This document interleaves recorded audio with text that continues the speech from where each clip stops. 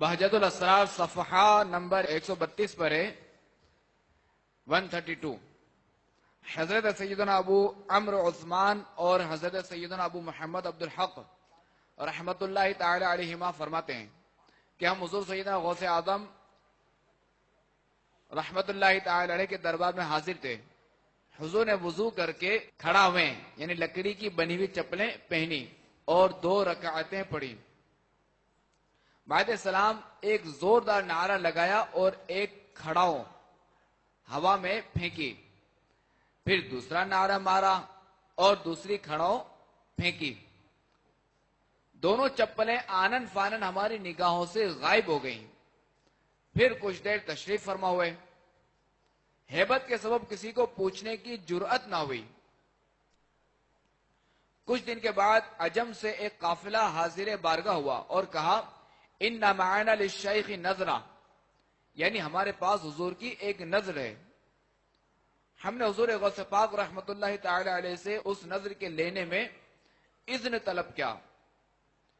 حضور غوث پاک رحمت اللہ تعالی علیہ نے فرمایا لے لو.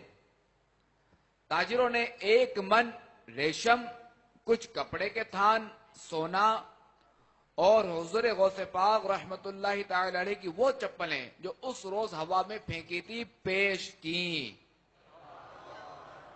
ہم نے حیرت سے پوچھا یہ چپلیں تمہارے پاس کہاں سے آئیں؟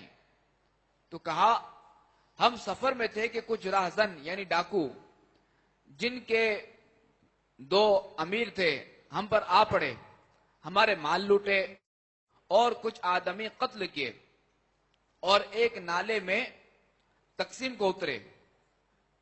ہم نے آپس میں کہا بہتر ہو کہ اس وقت ہم حضور غوث اعظم رحمت اللہ تعالی علیہ کو یاد کریں اور نجات پانے پر حضور رحمت اللہ تعالی علیہ کے لیے کچھ مال نظر مانے.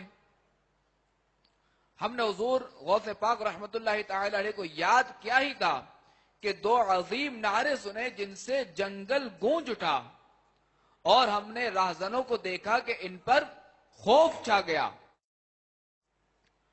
ہم سمجھے کہ ان پر کوئی اور ڈاکو آ پڑے. یہ آ کر ہم سے بولے آؤ اپنا مال لے لو اور دیکھو ہم پر کیا مصیبت پڑی. ہمیں اپنے دونوں سرداروں کے پاس لے گئے. ہم نے دیکھا وہ مرے پڑے ہیں اور ایک کے پاس ایک چپل پانی سے بھیگی رکھی ہے.